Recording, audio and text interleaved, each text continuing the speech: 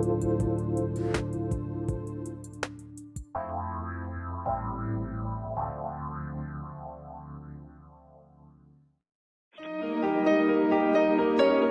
to the Dr. Pat Show. Talk radio to thrive by. Powerful, inspiring, and coming to you live, bringing you stories of people like you and me, busting through and living life full out. Get ready to dare to wonder what your life would be like if you knew you could not fail.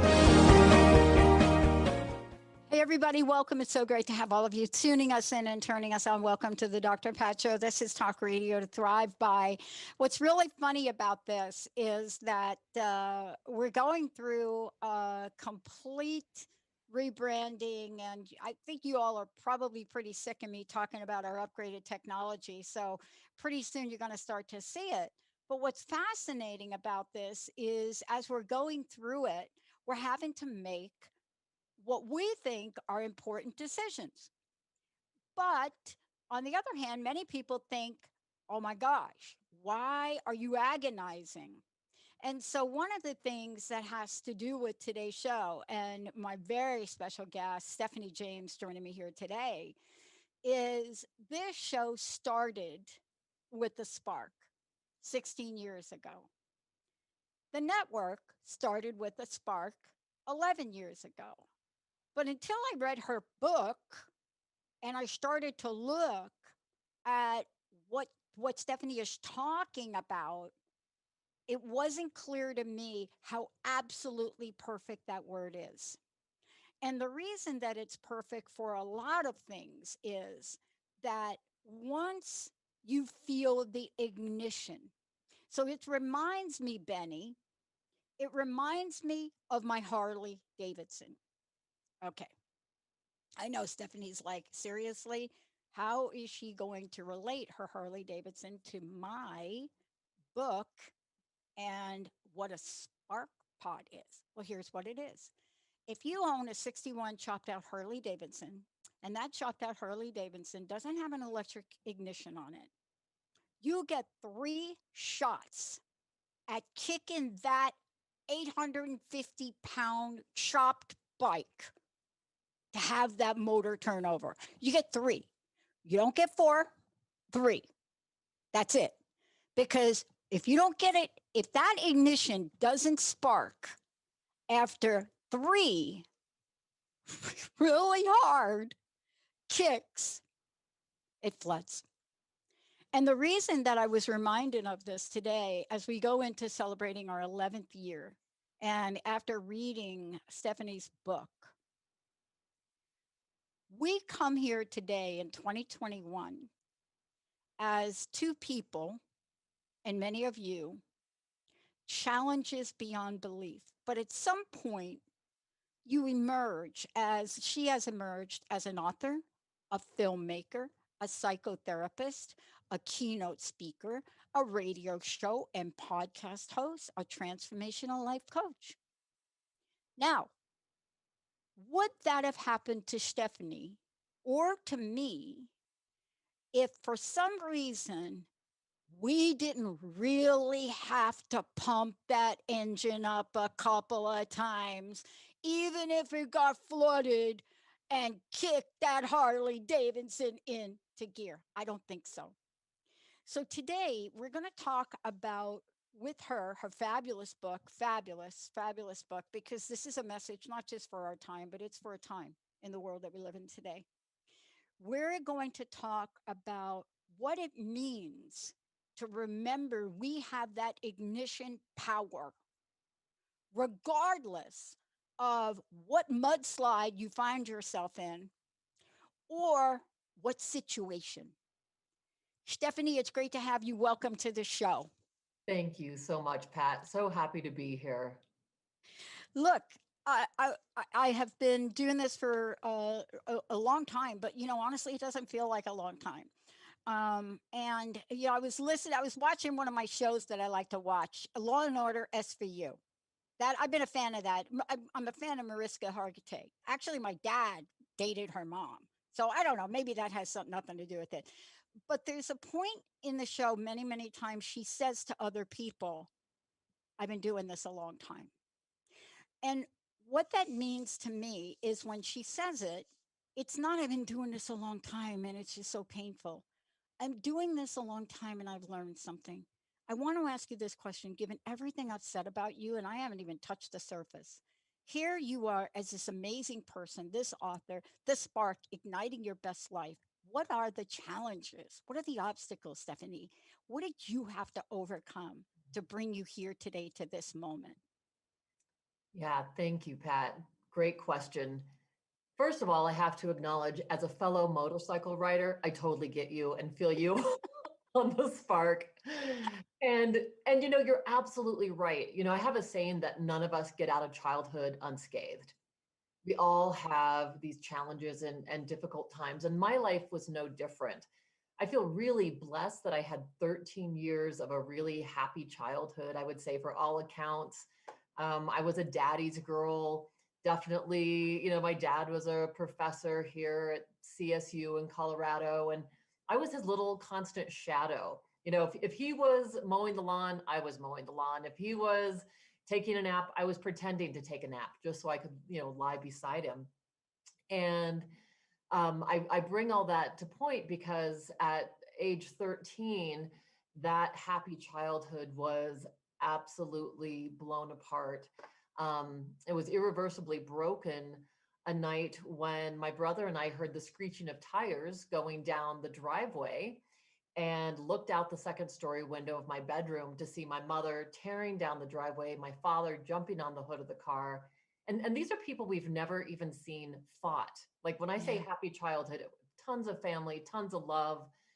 Um, and unbeknownst to us at the time, my father had told my mom that he was having an affair with my best friend's mother.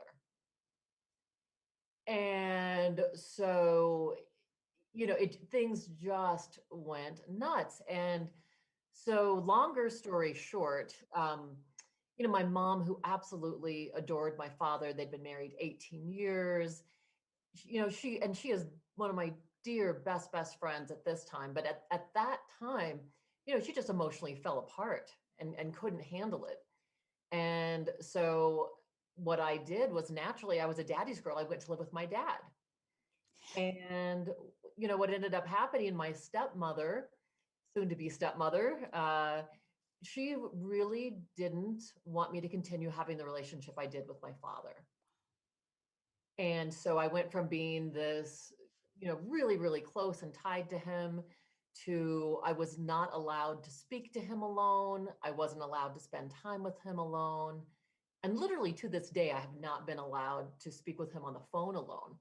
Um, and was basically told the way we loved each other wasn't okay. And of course, it was just a daddy and daughter relationship.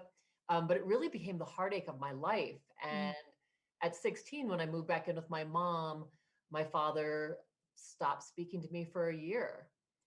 And so that manifested in my life as just feeling really unlovable. All this rejection from my dad, really feeling like, boy, there must be something wrong with me for him to be able to reject me. And so, Pat, I really went through some dark times. I had about 10 years of struggle within myself, within relationships, trying to seek this approval. And it was really tough. It was messy. I was depressed. At 16, when dad didn't talk to me, I definitely felt suicidal. Um, so I feel like when I'm speaking about the spark, and as this has become such a huge part of my life, it wasn't, I think that part of what I've recaptured is that little girl from those first 13 years of life who was just in love with everything. I loved Yeah. people and nature and animals. I mean, that was who I was. And it took me a chunk of time to get back there. But You it's, know, you and I have such interesting parallels. Such interesting parallels. And if we had more time, I would really chit chat with you about them. But because I went through something similar, it's hard to explain to other people how gut wrenching it is, right? It's really hard. It's not like, for example, as children, when our parents divorce, or my dad, actually, same thing, relationship with my stepmom, but my mom passed away. Right. She actually committed suicide and she left me letters. Otherwise, I wouldn't know what I know. Right. But it's hard for people to understand what that's like, especially if, as a young child, your relationship is with somebody like that. How do you get to have a relationship with yourself? I mean, right? We're kids. Yeah. Here we've got this, then we got zero.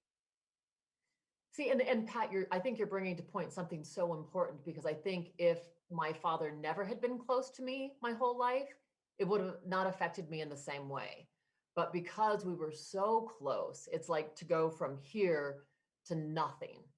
And that void and that rejection left just such a wound in me that I mean, I carried it around for about a decade before I could really overcome it and really start having a relationship with myself, truly learning, as I talk about in the book, how to befriend myself. Because I literally, as I said, carried around this thought of something's wrong with me. I must Yeah. truly be unlovable. So, Yeah. you know, I I think that it's interesting because we hear about so many horrific stories, of what's especially going on in our world right now. There's no shortage of those painful stories, and No. yet we can't compare our stories to anyone else's. Pat, like your story just like touches my heart already, and I'm like, oh. And I tell my clients this all the time. We can't compare our No. stories because what we went through affected who we are and how we are in the world. And so our wounds are important, and how we heal and take care of ourselves is important. But I think what it does do, and this is something you talk about in the book too, for those of you just joining in, I'm here with most amazing. First of all, let me tell you, the book is called The Spark, Igniting Your Best Life. Stephanie James is joining me here today. The reason that I bring it up is, even though you cannot possibly experience somebody's experience, first of all, I have a belief you can't even duplicate your own experience of something. It's impossible to like have a thing happen at 6 and then say, oh, I'm going through it. No, you can't go through the same thing again. But here's why your message is so important. You have what I call an empathizing widget inside of you. You got this widget, and I call it a little empathizing widget. And what that means is that you can talk to your clients, you can talk to other people, you can write a book like this, right? Because you're touching the heart of somebody that may be experiencing those feelings.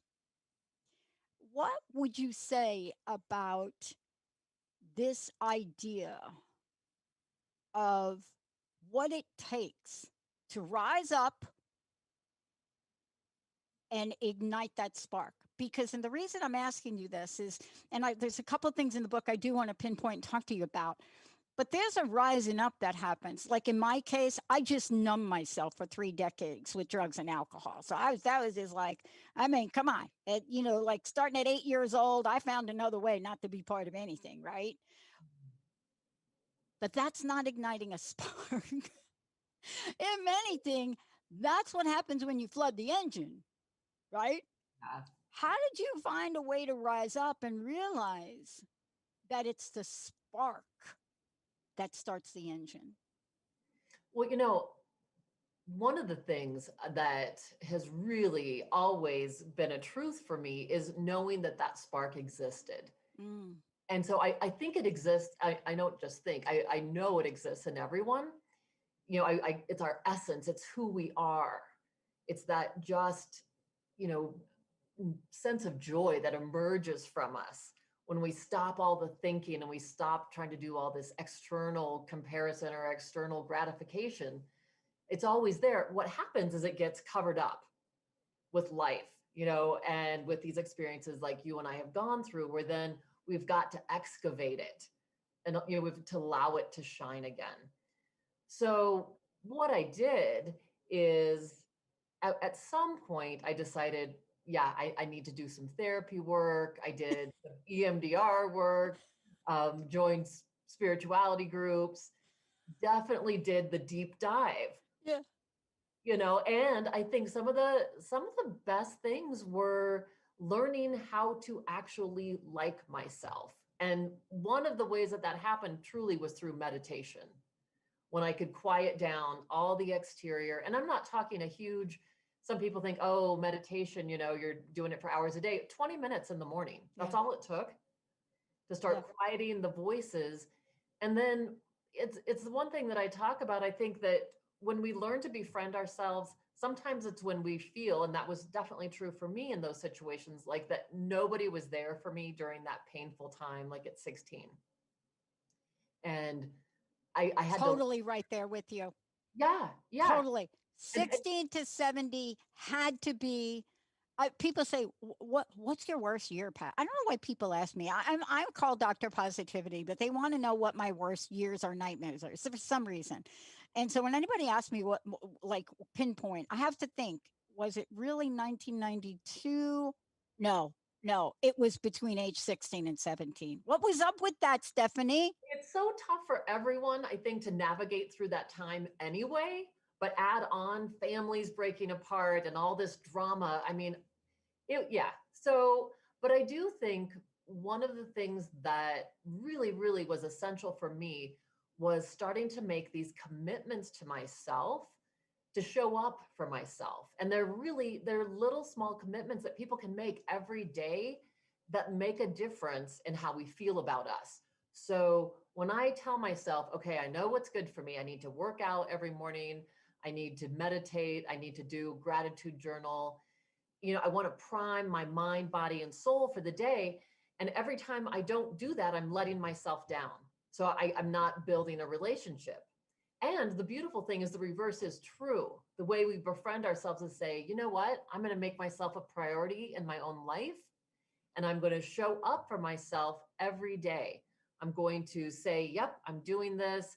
And we show up. And then we start learning, wow, I've got my own back. I can start trusting myself now to show up for me. And Pat, it's no different than a regular friendship. If you were going to meet a new friend, you wouldn't be like, hey, I totally trust you after this first meeting and I'll tell you everything about me. And, I'm going to depend on you now to pick up my children from school. We're not going to do that. And, so we have to cultivate that, right? We have to cultivate that relationship. The same is true for us. It's not a light switch. We don't make one grand decision like, oh, I love myself now, done. Right? It's something that we build every day. And honestly, one of the ways I did it, and I have my clients do this, is every day that I would show up for myself, I would put, instead of crossing the day out on the calendar, I'd put a heart on the calendar. Yeah. And Yeah. it's really cool to go through a month and look back and you see all these hearts looking back at you like, wow, I've really been taking care of me. I see me. I value me. And because of that, that started changing everything in my life, where then I could actually hold it when other people were giving me love and attention and showing validation instead of rejecting it. There's two things in the book that I want to talk about before we go to break. And I can't remember which page it's on, but I was really pleasantly surprised. You talk about apology, right? Now, I want to talk with you about this because there are a lot of books that get written. Very few really address apology. Uh, what would I say would come close to what you're talking about here? Maybe in the 12-step programs where they talk about, they don't say apology because they talk about amends, but they talk about humility. And I would love for you to talk about this because one of the things that I find so important in this, Stephanie, is it's great to talk about the spark, but the introspective journey you took in order to ask people or share with people the power of apology, I think is underrepresented in all the self help books. What was it that sparked your interest in this particular transformative shift? So for as far as the apologies go, I feel like my interview with Harriet Lerner, when I had her on my show, her book, Why Can't You Say I'm Sorry? What a powerhouse book.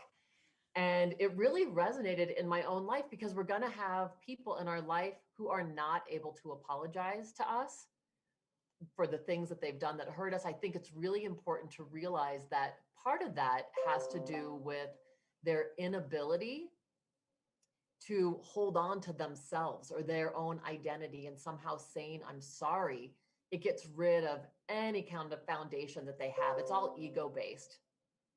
So I think it's important to think about, uh, this piece of, we don't have to have an apology from someone to heal. And I love her thing about, we don't have to give a full pardon apology to heal. That's right.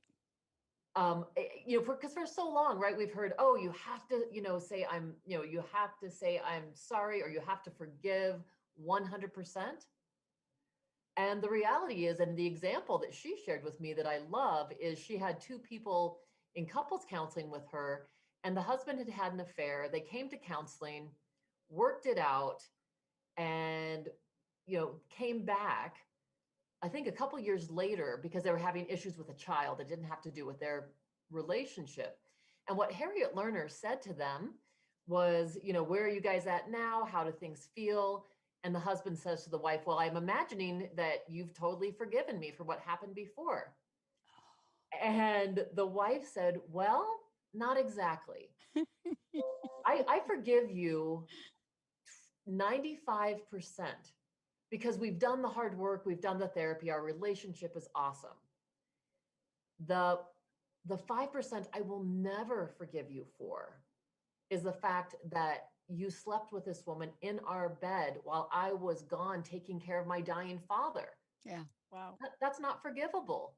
It doesn't mean I'm going to hold that energy. I'm not going to hold that negativity around it. It just means there are some things that they really aren't forgivable. Yeah. And also too, isn't it true? And I'm so glad you brought up that interview and her work, because there's also somebody that we're going to talk about here when we come back from break that was pivotal for me. And I was given his first book, I don't know how many decades ago. Somebody must have looked at me, Stephanie, and said, oh, honey, you are in trouble. You need some help. This is the book. You got to read this book. But the idea of condoning an offensive behavior is not what apology or forgiveness is about. Yeah. You know what I'm saying? Yeah. But if we don't do it, we are shackled to that person forever. How does that affect the spark? Right. Right. Well, and so that's what I'm saying. I think that we can have forgiveness, and by it not having to be, full pardon, if you will, it doesn't mean we hold the energy of it, though. And I want to be really clear about that.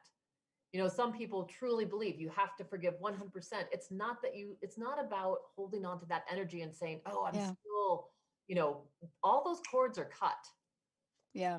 There are no more cords between us and that past. Yeah. And you know what? We're going to talk about this because the next part of your book, you dive into something I find which is extremely important and really shifted my life. And you also quote in your book, the author of the book that was given to me at probably one of the really lowest points in my life when I thought very little of myself, really little.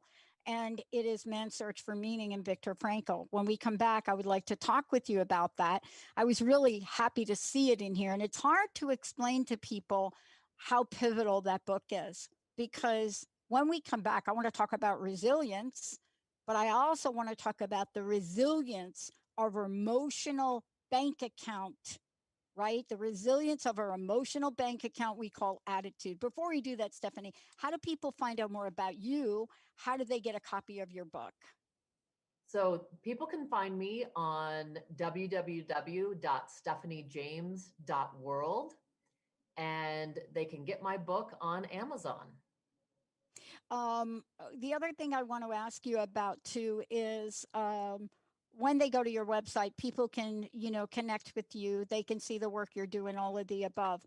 The other thing I want to say to everybody is we have 2 copies, Benny, of the book to give away.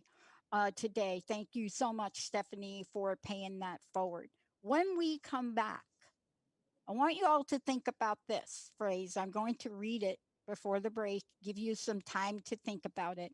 It's what Stephanie has included in her book, and it is a reference to man's search for meaning, psychiatrist, Holocaust survivor Viktor Frankl. And it's VIKTORFRANKL. For those of you that are Googling now, here's what I want to leave you with for a moment. What was really needed was a fundamental change in our attitude toward life. We had to learn ourselves, and furthermore, we had to teach the despairing men that it did not really matter what we expected from life, but rather what life expected from us. We need to stop asking about the meaning of life and instead think of ourselves as those who are being questioned by life daily and hourly. When we come back, Stephanie will introduce you to under what conditions Viktor Frankl wrote this, everybody. Stay tuned. We're going to be right back.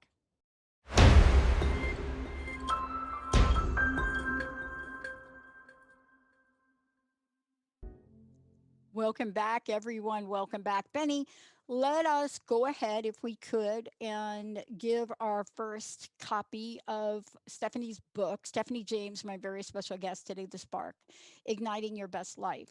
I just read from it earlier about Viktor Frankl, but hold on. So this is, I just want to read this about what Jacob Israel Lieberman says. In a world where most of us are successful at everything except life, the Spark is a must read. It will jumpstart your life. Yeah, I totally agree. And right now we need that help. So 1-800-930-2819. That's our toll free number. Benny will say hi to Benny. 1-800-930-2819. We'd like to give the first copy of the book away. Stephanie, thank you so much for joining me here today. Thank you for writing a book that is the book of our time for sure. For people out there, I want to make sure that you know it's stephaniejames.world. Is that correct, Stephanie? That's right. Yeah. Or you could go to the sparkpod.com. You can go there too. Yes. And kind of listen to everything Stephanie has to say about everything. She's kind of like me. We just talk about stuff. I want to talk about the Viktor Frankl quote. And I want to talk about the fact that it comes 2 pages before the chapter on grit and resilience. When I read that and when you came across it, what what did it touch? What part of your heart did it touch? What was your aha from Frankel's view on what he was experiencing? Yeah, here he was in the worst of circumstances in Auschwitz, estranged from his wife, from his family. And the thing that just struck me so deeply is the thing that we can't control our outer circumstances. Oftentimes we have no control. Control can really be an illusion. We love to think about control. It makes us feel good. We love predictability. We love to have habits and routines. But the reality is we don't know what's going to happen tomorrow. When we get really tied into our circumstances dictating how we feel inside, I think that's where the rub is. And Viktor Frankl being the most amazing example of what that is to be in the worst of circumstances. And what struck me from his book was a walk that he went on when they were forced to walk. This is in Auschwitz, and his shoes didn't fit his feet. They were walking through ice and snow. His feet were bloodied and cold. And what he chose to think about during that walk instead was how, because he was a psychiatrist, that's important to say. So he kept thinking about, I'm going to live through this so I can share this with other people. And so he was imagining having these big speeches and these, at these big auditoriums where he would share this wisdom and share his experiences to help others. And that to me was so huge. To have the right, he said, to choose one's own attitude, to find one's own way. I mean, there's so much power in those words, and they're just as applicable to our situations now as we see all these things exploding in the world with the pandemic and politics. We can get really caught up in the fear or the anxiety of it. And it's really important that we can remind ourselves the one thing we can control is what we want to focus on. Yeah. And Yeah. we know, it's a principle in physics that what we focus on expands. So it's not about rose-colored glasses or putting your head in the sand. You can acknowledge what's going on in your body and the emotions that arise. I think that's very important, and not to have that be the focus of your day. I always tell people, don't listen to the news first thing in the morning or last thing at night. What you want to bring your day in with is, how do I want to show up for this day? What do I want to be in gratitude about for this day? And that's really, what Viktor Frankl was all about. He saw the worst of humanity in that concentration camp, and he also saw the best. He saw people that were in the most dire conditions offering up their last piece of bread, bringing levity to the barracks. Just an amazing man that really shows us that we still have those inner strengths, those inner abilities to choose no matter what has been stripped away from us on the exterior. And I'm really touched by what you're saying, because it then rings true as you go on in the book to talk about the mindset of resilience. And I want to take a moment to talk about this with you, because often and I come from my corporate experience when resilience first popped out as a thing, right? Like a thing. And in very few people at all really wanted to talk about the fact that you needed to have mental resilience and emotional resilience. They didn't talk about this resilience mindset. And that is something that I went back and I read this particular part of the book at least 2 or 3 times, right? Because you talk about it right before you talk about getting gritty. And I love that term. You got to get down and get gritty with Stephanie. That's what I'm saying here, right? Uh, what would you say would be at the top of your list to help people today? And today is an interesting day. My relatives in Georgia, they are texting me and they're like, oh, Auntie Patty, and because my stepmom's from the South. And by the way, I have a really positive stepmom story, which I didn't get to. Um, so I'm getting those messages, and I'm really looking here at the world we're living in today. But your advice, no news in the morning, no news at night, that is a game changer. But what have you found helps you most to get gritty? Well, honestly, it kind of goes back to what I said before. I think that part of what helps us get gritty is, it's that saying about put on your own oxygen mask first when we're in the airplane. We have to take care of ourselves first. That is actually the least selfish thing you can do. Because when you are trying to help all these other people and not tending to your inner garden, to your inner self, you're not pulling out your own weeds in that inner garden, then you literally are operating on fumes. So we have to learn to show up for ourselves first. And I think what has helped me the most in my life, number one, is having a meditation practice. And I'm talking, it could be 10 minutes if you need to start with guided meditation. YouTube has a plethora of offerings. And I just think when you're grounded in yourself, there are, meditations that people could do right now today, where you literally just sit your butt on the floor and put your back against a wall. And for 10 minutes, all you do is feel into the floor. You feel into your rear end, into your legs. So you're feeling grounded, you're feeling supported. And then for 10 minutes after that, you could lie in a yoga pose, which is called Shavasana, where you're lying flat on your back with your palms up and just letting any information that came through integrate into you. You're worth 20 minutes a day. I think we have so many things scheduled. We have to allow that time for ourselves. And I really love the idea too, Pat, of having bookends to your day, not only just not watching or listening to news at the first thing or the end thing, but our brain goes into theta brain wave state first thing in the morning, last thing before we go to sleep. That's when our brain is most susceptible to input. So we want to be putting things in there that are going to make us feel good. So at night, I love the practice of, I keep this, it's an orange stone that a friend gave me from her creek in front of her home in Arkansas. And I hold that stone just as a touch point. It's a reminder. It's there on your nightstand. You can see it's like, oh yeah, I want to do that. So it could be anything that someone wanted to hold that would remind them through muscle memory. Okay, I want to think about what was the best thing that happened today.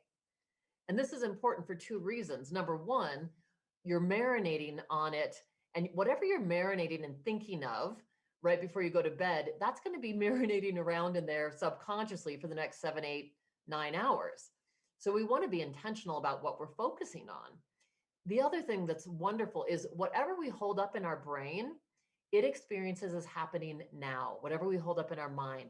That's why if we're worried about something next week, tomorrow, it's not happening, but we're still experiencing the anxiety right now. Yeah. Same thing with regrets from the past, right? Oh, It's if we're in there, if we're living in the past, our mind is experiencing it as we hold up those images as happening now. So we're getting all that negative emotional download. So the wonderful thing is we can do the same thing with something positive. We can think about what was really good today. And some days it's okay if the best thing that happened was you had to walk around the block with your dog, or it was sunny out today. But to really focus on that and to hold on to it. And again, marinating on it for a few moments is so imperative, because negative experiences in the brain, they're like Velcro, right? Our brain says, I'm going to hold on to this because I need to remember this to survive. If you touch the hot stove once, you don't have to touch it again to know that is going to hurt. And so the same thing with positive experiences. It's opposite in our brain, that positive things are like a Teflon pan and they just slide right out because the brain doesn't think we need them to survive. So in order to get some of these things to stick, we want to tell our brain, yeah, this is important. And it only takes a couple moments of really holding something. When I say marinate on it, that's what I'm saying. We're holding it in an emotional sense. We're holding it up in our mind. And then the mind goes, hey, I'm going to pay attention to this. And again, the way our brains work, as we focus on what's good in our life, what feels good, the next day you're going to notice more and more and more. So oftentimes I challenge my clients to a 30-day challenge of doing the bookends to your day, right? Beginning with a meditation practice, even just writing, what are 3 things I'm grateful for this morning? Feeling good about that, and then doing the bookend of your day. What's something really good that happened today that I can marinate on? And I promise you, within 30 days, you're going to yeah. see how those neural pathways have changed. Yeah. And you are feeling different. You are having resiliency. You are experiencing life in a different way. And you are building that internal grit that just helps us get through the bumps of life. There's no question about it. And by the way, Stephanie, your book is filled with these things. We're going to take a short break. When we come back, we're going to talk about both of our experience, both Stephanie and my experience with homelessness. There's a part that she writes about in the book that for me, you guys reading the book, you may blow by it, but it's really at the crux of what we're talking about when we talk about the spark. Because there are many, many exercises I give my clients that I work with. One of them has to do with the homeless people they run into. When we come back, we're going to talk about how shifting starts within, and how a simple occurrence, a passing by, warranted Stephanie James to put 2 pages in her book to talk about. 1-800-930-2819, second copy of the book. Let's take a break. Benny, David, we'll be right back.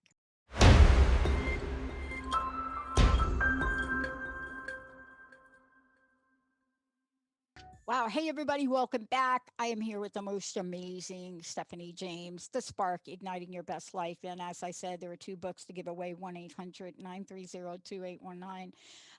Stephanie, one more time, tell people how they find out more about you, please, and get a copy of the book Sure. and listen to your podcast. Yeah, thank you. So it's stephaniejames.world.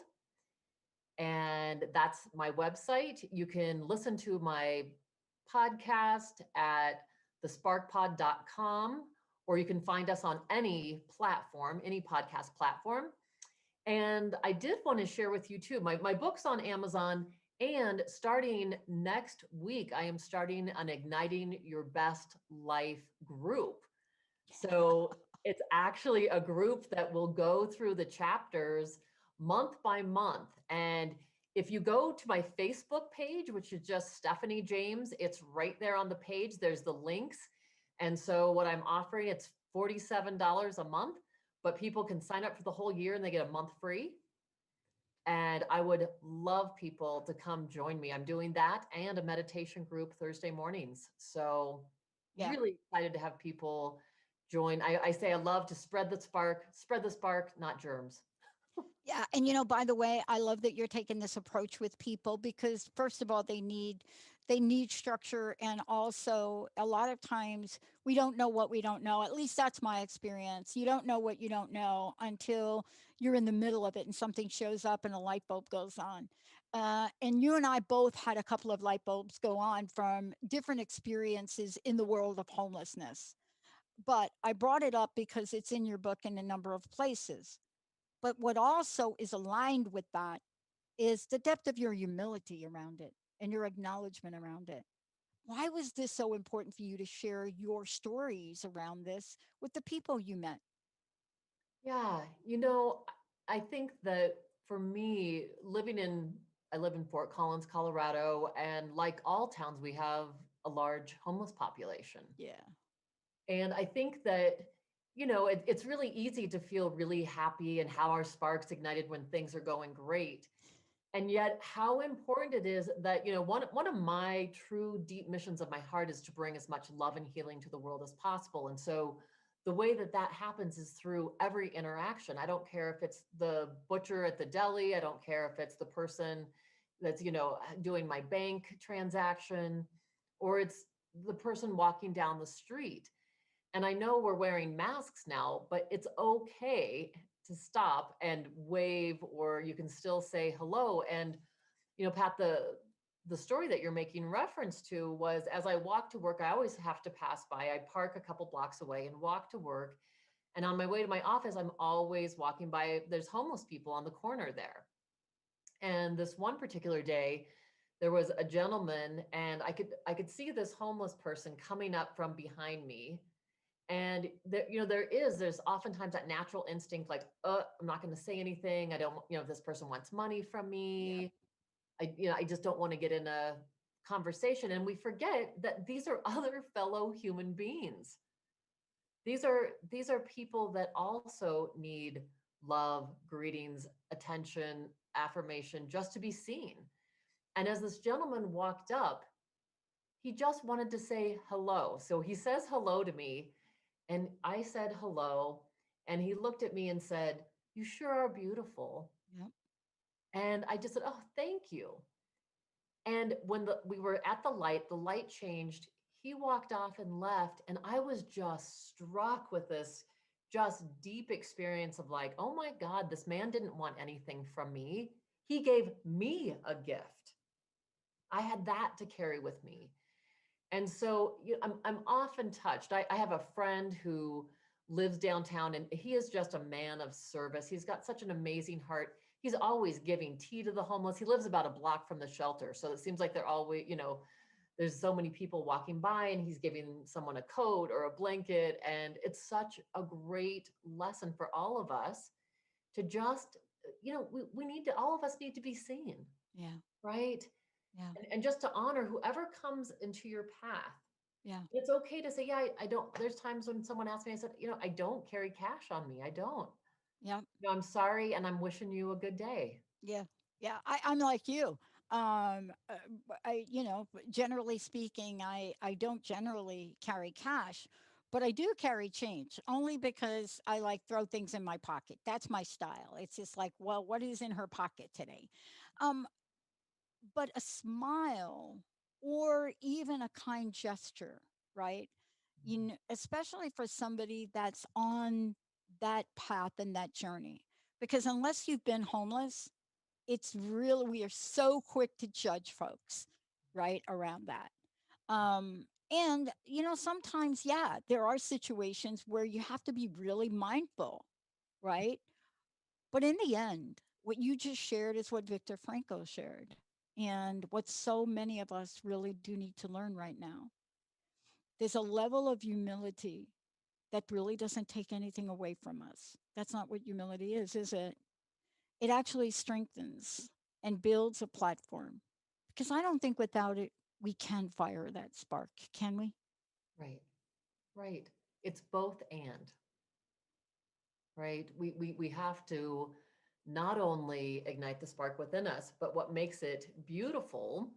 And I have actually a documentary coming out in the next few months, and that's really what it's about. It's called When Sparks Ignite, Wow. about how when we do our own healing, then that becomes the match point that ignites something within us that can then become those sparks that we share with the rest of humanity. That becomes our gift. So I think that is the important piece. You know, we've got to excavate this inner spark. We've got to allow it to ignite, and then we have to share it. Oh, totally. That was the last piece. And thank you for saying that because that is for me what you just said right there. That's why you're here today. That's why you wrote a book. That's why you're forming groups. That's why you're helping people across the globe step into that space where they actually believe that there still is a spark within themselves, that they're not their circumstances, they're not their lives. And Stephanie, I want to thank you for doing what you do and continue to take the message out in the world. Um, many people need to hear your message today and for days to come. Um, I'd love to thank you. Please remind people how to get a copy of your book. And then I'd like to know what your personal message is, what you would like to leave us with today. Sure. So people can get the book on Amazon, and that you can also get it off my website. On my website too, you can find out about retreats and events, and that's at stephaniejames.world. And the message I just love to leave people with is actually just that, Pat, that there truly is hope. And that each one of us, by taking that time and learning how to befriend ourselves, we can start growing and cultivating this wonderful relationship with us, that then it then becomes like the pebble in the pond. And so those concentric circles of healing can radiate to everyone around you. And so your own healing is the biggest gift that you give to the world.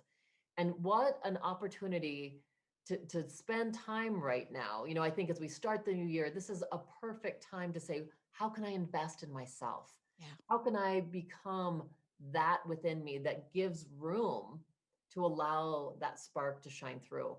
And I just get so excited about it. And it really is my passion, because you and I both, Pat, we've been through hard circumstances, and people have been through harder circumstances, I know, than myself. And yet it doesn't matter. Like Viktor Frankl, he went on to have another marriage and a wonderful career. There is, I used to have a sign in my kitchen that said, it's never too late to live happily ever after. Yeah, that's right. And that's the truth.